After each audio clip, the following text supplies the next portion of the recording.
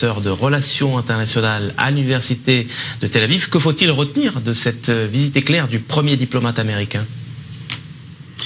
Je pense que deux choses. D'abord, sur la question de la possible annexion israélienne, le secrétaire d'État américain est resté relativement vague en disant que c'était à Israël de décider, mais qu'il fallait garder le plan de paix dans son intégrité. Donc là-dessus, il est resté relativement vague. En revanche, ça c'est le deuxième point qui, à mon avis, est peut-être plus important que ce qui intéresse beaucoup les médias aujourd'hui sur la question d'annexion, c'est le dossier chinois. Le secrétaire d'État américain a répété à plusieurs reprises qu'il attend d'Israël de réduire les investissements chinois en Israël.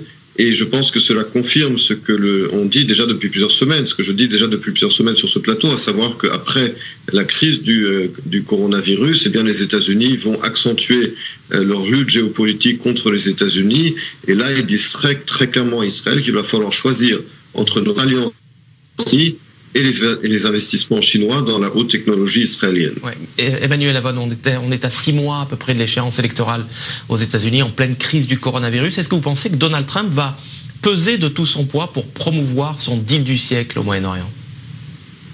Non, je pense qu'à ce stade, Donald Trump réellement a d'autres choses à penser que le Proche-Orient. Il est focalisé maintenant sur sa réélection au mois de novembre, qui est mise à mal par la crise économique du coronavirus et de la façon dont il a mal géré cette crise.